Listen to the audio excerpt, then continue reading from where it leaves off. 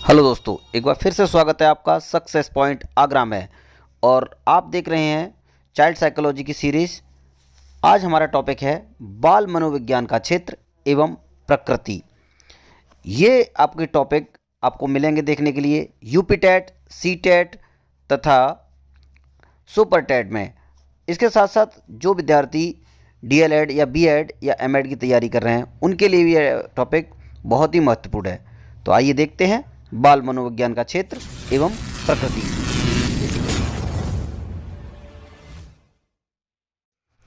बाल मनोविज्ञान का क्षेत्र एवं प्रकृति।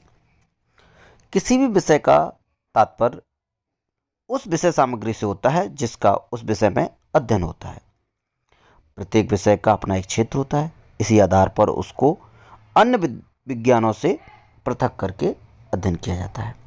वास्तव में किसी भी विषय पर अध्ययन उस विषय को उतना ही प्रभावशाली बनाता है जितना कि उस पर अध्ययन किया जाता है, जबकि छात्रों को यह ज्ञान हो कि उन्हें उस विषय में क्या अध्ययन करना है।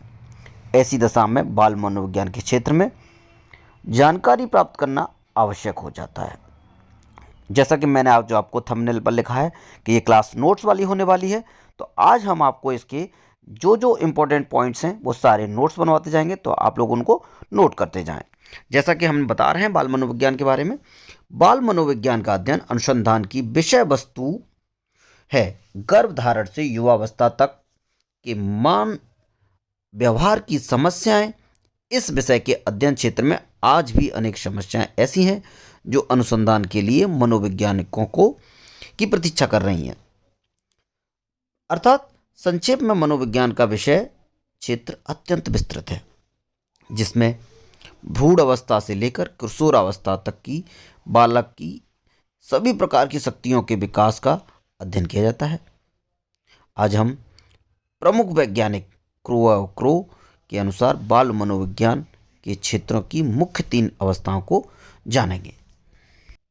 इसमें नंबर 1 है बालक के विकास और परिपक्वता की अवस्थाएं। नंबर 2 है बालक के विकास पर वातावरण का प्रभाव।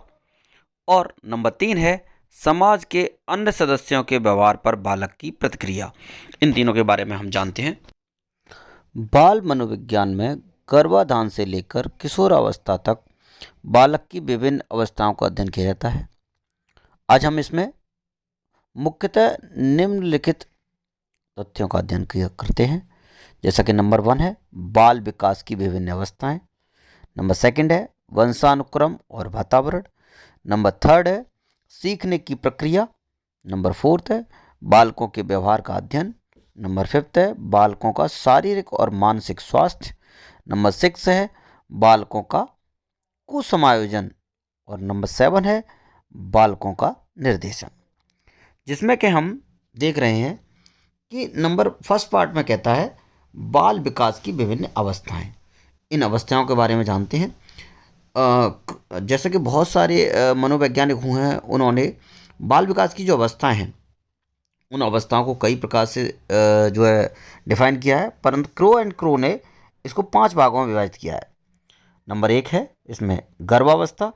नंबर 2 है इसमें शैशवावस्था। और नंबर 3 है उत्तर शैशवावस्था। और नंबर 4 है बाल्यावस्था। और नंबर 5 है किशोरावस्था। आज हम इन 5 अवस्थाओं के बारे में थोड़ा थोड़ा जानते हैं, क्योंकि जो हमें यूपी टेट और सी टेट में आवश्यक है केवल हम उतना ही समझेंगे, क्योंकि इनका जो क्षेत्र है बहुत ही विस्तार है। इनका कितना भी समझते जाएं तब भी कम पड़ेगा, परंतु हमें केवल एग्जाम पर्पज से समझना है, तो इसीलिए एग्जाम के लिए महत्वपूर्ण तथ्यों को हम लोग इसमें समझते हैं। इसका पहला भाग है गर्भावस्था। गर्भावस्था गर्भाधान से लेकर जन्म तक की अवस्था कहलाती है। इसकी अवधि 9 माह 10 दिन या 280 दिन है। बाल मनोविज्ञान में यह अध्ययन किया जाता है कि गर्भस्थ शिशु का विकास किस प्रकार होता है, अर्थात आकार, भार तथा भिन्न अंगों के निर्माण आदि की प्रक्रिया का अध्ययन किया जाता है। इसी प्रकार इसका जो दूसरा भाग है जिसको हम लोग शैशवावस्था भी कहते हैं, यानी इन्फेंसी पीरियड, उसके अंतर्गत हम लोग पढ़ते हैं प्रारंभिक शैशवावस्था भी कहलाती है। ये इसका काल जन्म से 14 दिन तक माना जाता है। इस कारण यह नवजात अवस्था भी कहलाती है। बाल मनोविज्ञान में इस काल का भी अध्ययन किया जाता है। इसके बाद आता है नंबर 3, उत्तर शैशवावस्था यानी बेबीहुड। जब शिशु की आयु 14 की हो जाती है और 3 वर्ष तक चलती है, उस अवस्था को उत्तर शैशवावस्था भी कहते हैं। यह अवस्था शिशु की एक असहाय अवस्था होती है, क्योंकि यह प्रत्येक बात के लिए अन्य व्यक्तियों पर निर्भर रहता है। इसी प्रकार अगला पार्ट है इसका 4th यानी बाल्यावस्था। इस अवस्था का प्रारंभ 3 वर्ष से होता है और किशोरावस्था तक चलता है। इस अवस्था में बालक वातावरण को नियंत्रित करना सीख जाता है और इस अवस्था में बालक का शारीरिक, मानसिक तथा संवेगात्मक और चारित्रिक विकास तीव्रता से होता है। अतः इस काल का अध्ययन करना परम आवश्यक हो जाता है। और इसका अंतिम भाग है किशोरावस्था, जिसको सबसे इम्पोर्टेंट माना जाता है।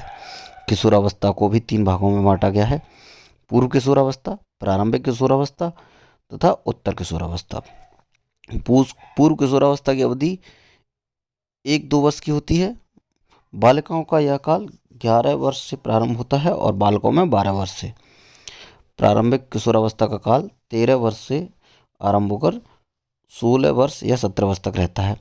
उत्तर किशोरावस्था लगभग 31 वर्ष तक रहती है। अगर हम इसको अपने अध्ययन के लिए पढ़ रहे हैं तो संपूर्ण किशोरावस्था का काल अलग अलग होता है, यानी कि अलग अलग महत्वपूर्ण माना जाता है।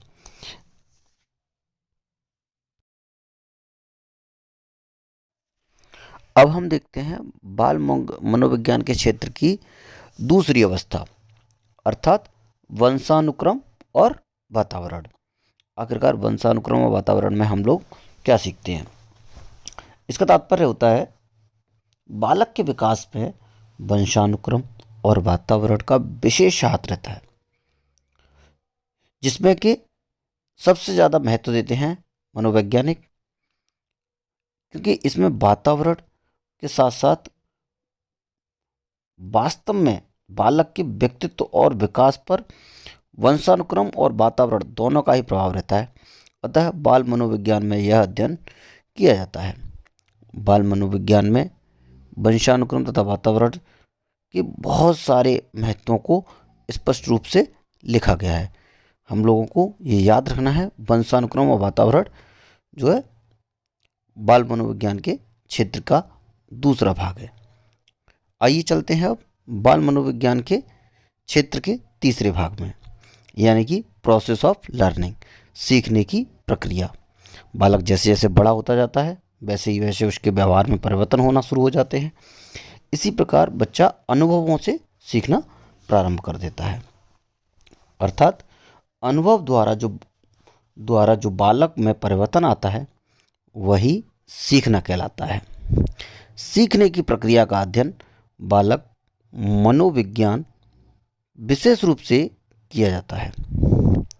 वैसे ही सीखने की प्रक्रिया मृत्यु पर्यंत चलती रहती है, अर्थात जीवन में व्यक्ति जन्म लेता है तब से व्यक्ति के मृत्यु तक सीखने की प्रक्रिया चलती रहती है।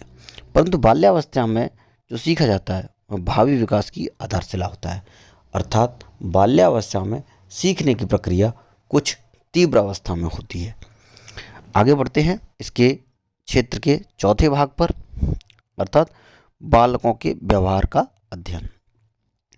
बाल मनोविज्ञान में बालक के व्यवहार का अध्ययन किया जाता है, जिसमें कि व्यवहार का निरीक्षण किया जाता है, मानसिक क्रियाओं का अध्ययन किया जाता है। बालक का विकास जन्म के पूर्व से ही आरंभ हो जाता है और जैसे जैसे बालक का विकास होता है उसे व्यवहार में परिवर्तन होता जाता है।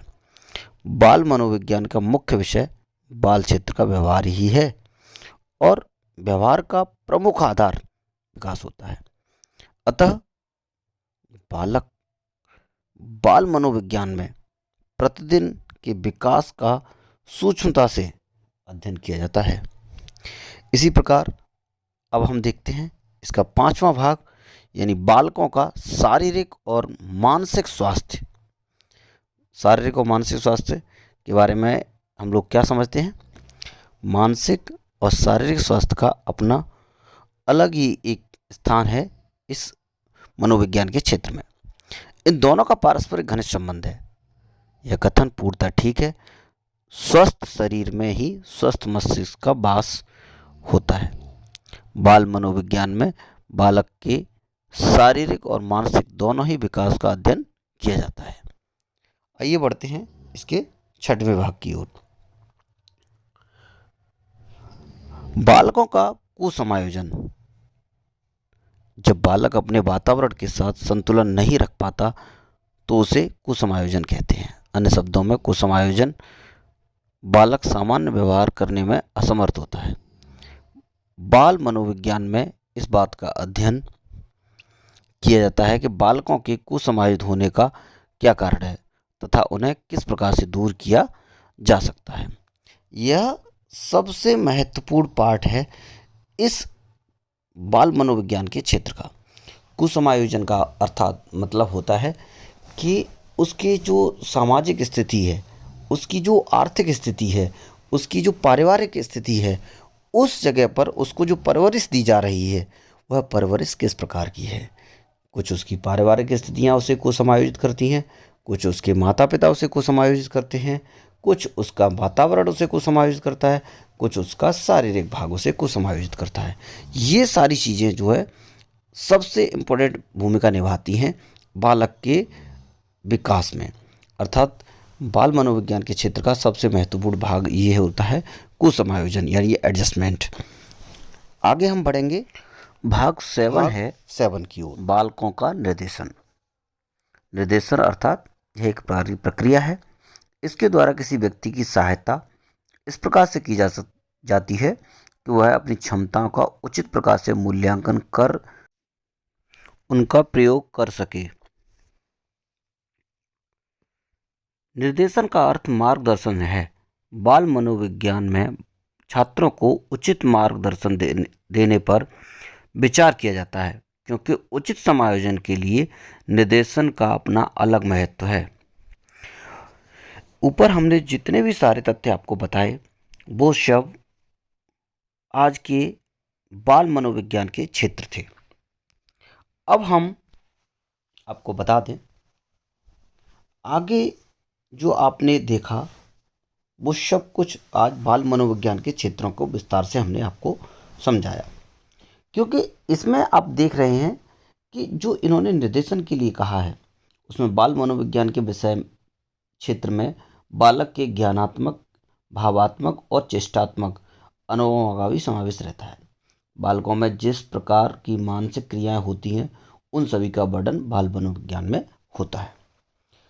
अब हम आपको सक्सेस पॉइंट आगरा पर अगली वीडियो लेके आएंगे, एम ऑफ चाइल्ड साइकोलॉजी, बाल मनोविज्ञान के उद्देश्य, जिसके 1 से 2 क्वेश्चन हमेशा यूपी टेट सी टेट में मिलते हैं। और जो लोग एमएड की तैयारी कर रहे हैं उनके लिए तो ये बहुत ही महत्वपूर्ण है, क्योंकि उनके में तो करीब 20 नंबर का एक क्वेश्चन आता है, बीएड में 10 नंबर का क्वेश्चन आता है और आपका डीएलएड में 5 नंबर का एक क्वेश्चन आता है। तो इसी के साथ धन्यवाद सभी का, मिलते हैं अगली वीडियो में। अगर आपको ये वीडियो पसंद आई है तो प्लीज़ चैनल को सब्सक्राइब कर लीजिए।